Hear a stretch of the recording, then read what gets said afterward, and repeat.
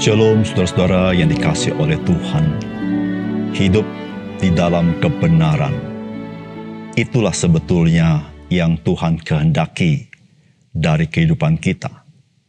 Karena Dia menciptakan kita manusia di dalam gambar dan rupa Dia. Bahkan ketika manusia jatuh ke dalam dosa, maka Kristus, Dia menanggung dosa kita. Dan kita yang percaya, Dia transformasi agar kita kembali menampakkan kemuliaan Tuhan. Oleh karena itu, saudara, mari kita belajar untuk menghidupi kebenaran di dalam hidup kita. Salam jumpa dalam program Tuhan adalah Gembalaku.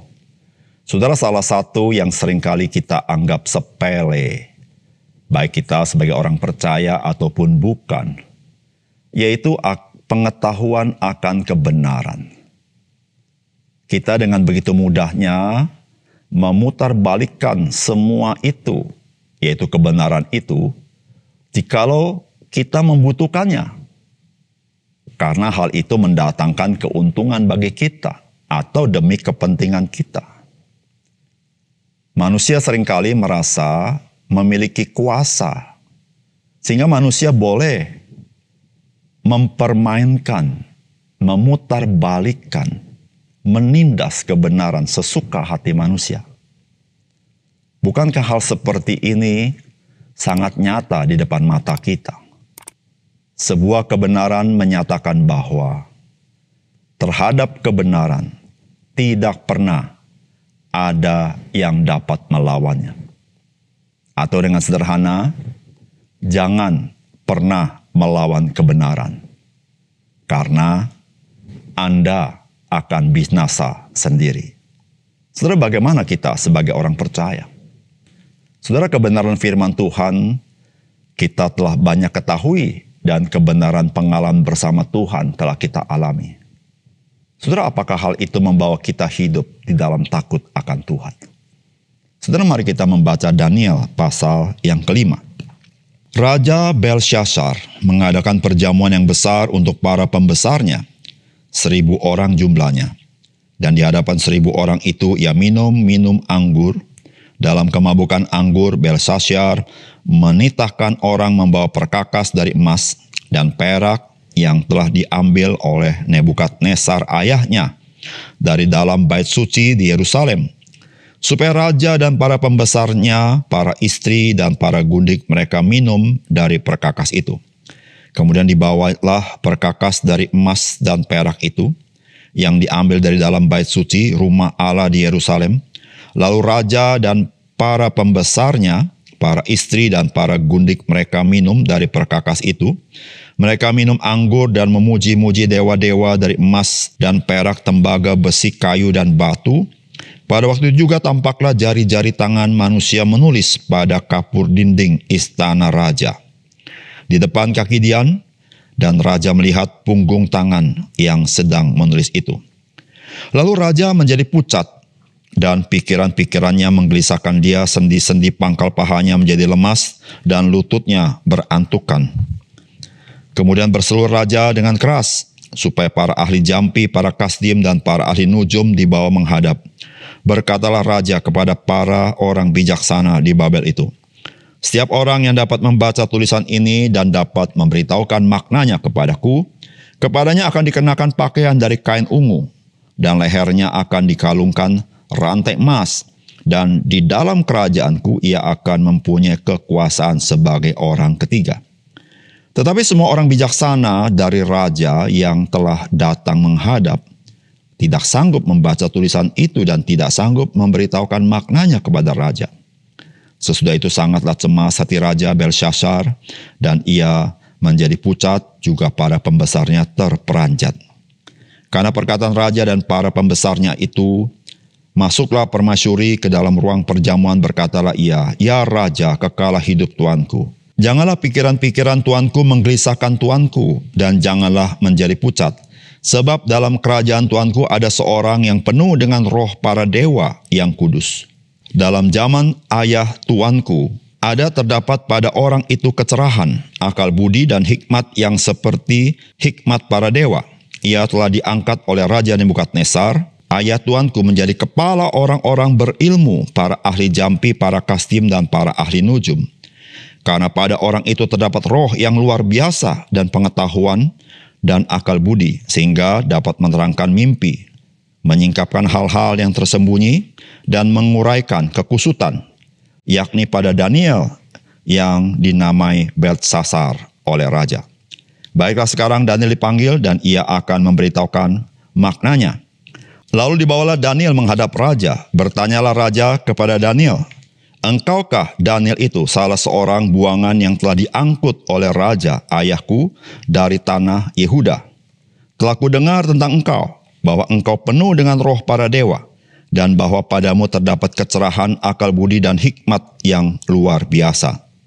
Kepadaku telah dibawa orang-orang bijaksana, para ahli jampi, supaya mereka membaca tulisan ini dan memberitahukan maknanya kepadaku. Tetapi mereka tidak sanggup mengatakan makna perkataan itu. Tetapi telah kudengar tentang engkau, bahwa engkau dapat memberikan makna dan dapat menguraikan kekusutan. Oleh sebab itu, jika engkau dapat membaca tulisan itu dan dapat memberitahukan maknanya kepadaku, maka kepadamu akan dikenakan pakaian dari kain ungu, dan pada lehermu akan dikalungkan rantai emas, dan dalam kerajaan ini engkau akan mempunyai kekuasaan sebagai orang ketiga." Kemudian Daniel menjawab raja, "Tahanlah hadiah tuanku, berikanlah pemberian tuanku kepada orang lain. Namun demikian aku akan membaca tulisan itu bagi raja dan memberitahukan maknanya kepada tuanku. Ya tuanku raja, Allah yang maha tinggi telah memberikan kekuasaan kepada raja, kebesaran, kemuliaan, dan keluhuran kepada Nebukadnezar ayah tuanku. Dan oleh karena kebesaran yang telah diberikannya kepadanya itu, maka takut dan gentarlah terhadap dia orang-orang dari segala bangsa, suku, bangsa, dan bahasa. Dibunuhnya siapa yang dikehendakinya, dan dibiarkannya hidup siapa yang dikehendakinya. Ditinggikan siapa yang dikehendakinya, dan direndahkan siapa yang dikehendakinya. Tetapi ketika ia menjadi tinggi hati dan keras kepala, sehingga berlaku terlalu angkuh, maka ia dijatuhkan dari tahta kerajaannya, dan kemuliaannya diambil daripadanya.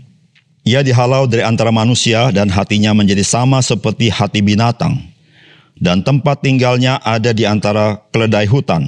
Kepadanya diberikan makanan rumput seperti kepada lembu, dan tubuhnya basah oleh embun dari langit, sampai ia mengakui bahwa Allah yang maha tinggi berkuasa atas kerajaan manusia, dan mengangkat siapa yang dikehendakinya untuk kedudukan itu. Tetapi tuanku Belsyazar anaknya tidak merendahkan diri, walaupun tuanku mengetahui semuanya ini. Tuanku meninggikan diri terhadap yang berkuasa di sorga, perkakas dari baitnya, dibawa orang kepada tuanku, lalu tuanku serta para pembesar tuanku, para istri dan para gundik tuanku telah minum anggur dari perkakas itu.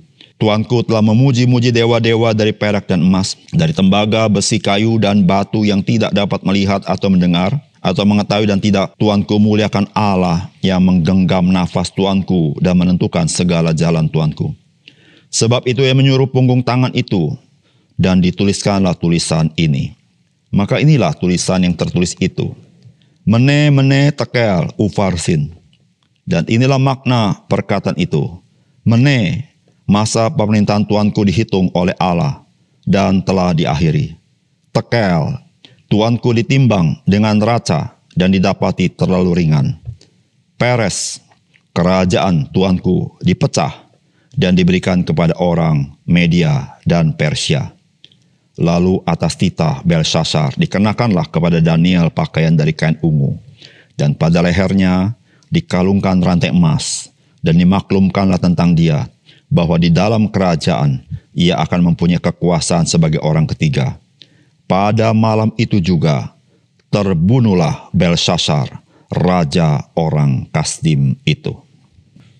Saudara yang dikasihi oleh Tuhan, Raja Belsyazar merupakan Raja Kasdim yang berkuasa di Babel yang terakhir. Karena setelah kekuasaan Raja Belsyazar, maka Babel dikuasai oleh orang-orang Media atau Medes dan Persia. Saudara, akhir dari kekuasaan Kasdim diakhiri oleh Tuhan, Sang Maha Penguasa itu yang sesungguhnya dan yang Maha Absolut itu. Penghinaan Raja Belsasar atas kekudusan Tuhan telah melampaui batas, dan dia harus menerima fakta bahwa kekuasaan Raja Belsasar belum apa-apa, karena Tuhan dialah yang menentukan segala sesuatu. Saudara, apakah pesan firman Tuhan bagi kita?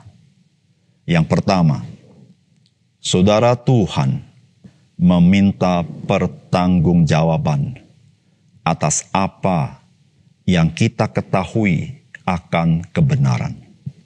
Saudara, firman Tuhan berkata, tetapi tuanku Belsasar anaknya tidak merendahkan diri walaupun tuanku mengetahui semuanya ini. Saudara, kalimat yang ditulis ini harusnya menjadi pelajaran yang maha penting dalam hidup kita. Tetapi tuanku Belsasar anaknya tidak merendahkan diri, walaupun tuanku mengetahui semuanya ini. Saudara, apa yang diketahui oleh Belsasar? Saudara, dia tahu dari leluhurnya, yaitu Nebukadnezar. Nebukadnezar pernah mengalami direndahkan oleh Tuhan serendah-rendahnya, bahkan hidup bersama dengan binatang, karena Nebukadnezar meninggikan diri. Dia tahu bahwa leluhurnya sedang menghadap sang penguasa yang asli, yaitu Tuhan itu. Dan Tuhan itu yang menentukan. Namun Belsasar tidak pernah belajar dari sejarah. Bahkan dia berbuat yang melampaui kekudusan Tuhan. Saudara bisa bayangkan, Raja Belsasar mengadakan pesta. Apa perlunya dia harus mengambil cawan-cawan yang dipakai di dalam rumah Tuhan untuk dia pakai untuk minum-minum dalam pesta itu? Bukankah dia bisa memakai piala-piala yang dia punya, baik dari emas ataupun dari perak? Saudara, Raja Belsasar melakukan itu bukan sekedar dia ingin menikmati perkakas-perkakas bait suci. Tapi saudara-saudara, dari hatinya dia sedang menantang Tuhan yang Maha Kudus itu. Saudara yang dikasihi Tuhan, satu pelajaran penting bagi kita. Pengetahuan akan kebenaran tidak boleh kita abaikan atau permainkan. Karena Tuhan meminta pertanggungjawaban kita di hadapannya. Saudara, Tuhan Yesus pernah berkata kepada orang-orang Yahudi dan pemimpin agama, bahwa nanti Musa dan hukum-hukumnya yang akan menghakimi engkau. Apa artinya? Mereka tahu hukum-hukum itu, dan mereka mempermainkan hukum-hukum itu, dan dia tidak percaya kepada apa yang disaksikan Musa. Maka pengetahuan mereka itulah akan kebenaran itu yang akan menghakimi mereka, dan tidak ada pengampunan terhadap orang-orang yang tidak tunduk kepada kebenaran. Saudara, kita sebagai orang percaya, kita sudah dibenarkan oleh darah Yesus. Saudara, marilah kita menjadi orang-orang hidup sesuai dengan identitas kita, keberadaan kita sebagai orang-orang yang dibenarkan Tuhan. Kita hidup dalam kebenaran. Yang kedua, saudara, janganlah kita mempermainkan Tuhan. Karena hanya dengan satu tindakan Tuhan dapat menghentikan semuanya itu, yaitu kematian. Saudara, firman Tuhan berkata begini, sebab itu ia menyuruh punggung tangan itu, dan dituliskanlah tulisan ini. Maka inilah tulisan yang tertulis itu, mene, mene, tekel, ufarsin. Dan inilah makna perkataan itu, mene, masa pemerintahan Tuanku dihitung oleh Allah dan telah diakhiri. Tekel, Tuanku ditimbang dengan neraca dan didapati terlalu ringan. Peres, kerajaan Tuanku dipecah dan diberikan kepada orang Media dan Persia.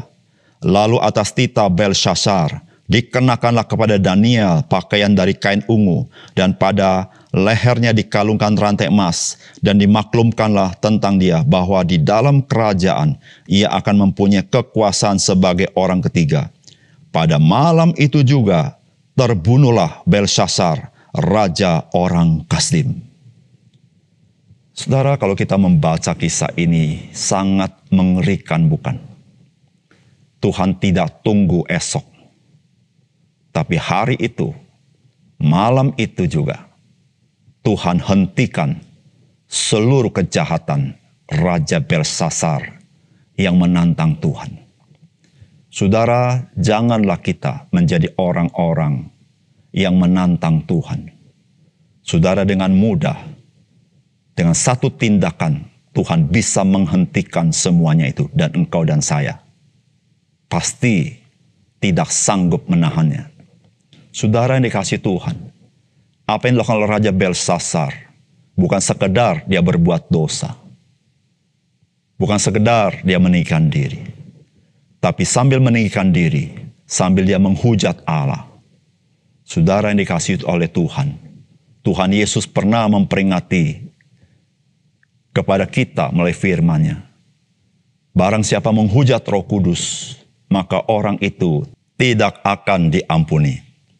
Saudara, menghujat artinya menghina, melecehkan, merendahkan, menganggap enteng. Saudara-saudara yang kasih dalam Tuhan, ini sebuah peringatan yang sangat keras. Saudara, hidup kita adalah pemberian Tuhan. Saudara, Tuhan dapat berbuat apapun di dalam kedaulatan Dia. Saudara, Nebukadnezar, dia diberi kesempatan oleh Tuhan untuk bertobat. Tetapi Raja Belshazzar tidak ada kesempatan bagi dia untuk bertobat. Dan Tuhan telah mengambil tindakan tuntas dan nyawanya pada malam itu diambil oleh Tuhan. Saudara, peristiwa seperti ini pernah tercatat di dalam perjanjian baru, bukan?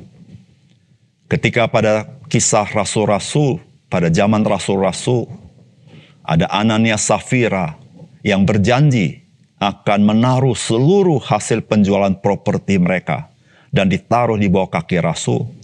Tetapi setelah mereka mendapatkannya, mereka memikirkan ulang. Dan saudara, mereka tidak menaruh sepenuhnya. Dan dia berbohong kepada rasul. Saudara, rasul berkata bahwa jikalau engkau tidak berjanji, bukankah semua itu milikmu? Tapi kalau engkau sudah berjanji, mengapa engkau berbohong? Engkau hanya memberikan sebagian, tapi engkau mengatakan semuanya. Saudara tahu apa yang terjadi? Hari itu juga, saat itu juga, putuslah nyawa Ananias dan termasuk Safira. Saudara, ini sebuah pelajaran yang sangat keras. Jangan pernah mempermainkan Tuhan. Saudara, kedaulatan di dalam tangan Dia. Saudara, bukan hanya berkat dan kutuk di dalam tangan Dia, tetapi hidup dan mati berada di dalam tangan Dia. Kehidupan dan kebinasaan ada di dalam tangan Dia. Saudara, firman Tuhan berkata, mari ketika Tuhan beranugerah kepada kita, janganlah kita menganggap remeh anugerah itu. Janganlah kita mengabaikan anugerah itu. Saudara, kita sedang dalam masa anugerah. Kasih karunia Tuhan Yesus kepada kita yang mau menyelamatkan kita, yang mau mengampuni dosa kita, yang mau menerima kita. Saudara, jangan kita pernah meremehkannya. Mari membuka hati, karena Dia mencintai engkau dan mencintai saya. Dia adalah gembala yang baik. Gembala yang baik mati bagi engkau dan saya. Dia adalah juru selamat.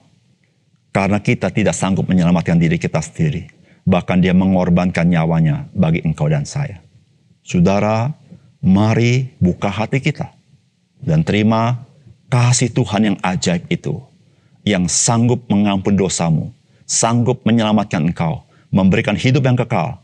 Bahkan memberkati hidupmu di dalam segala kelimpahan. Mari kita berdoa. Bapa di surga, terima kasih untuk firman Tuhan.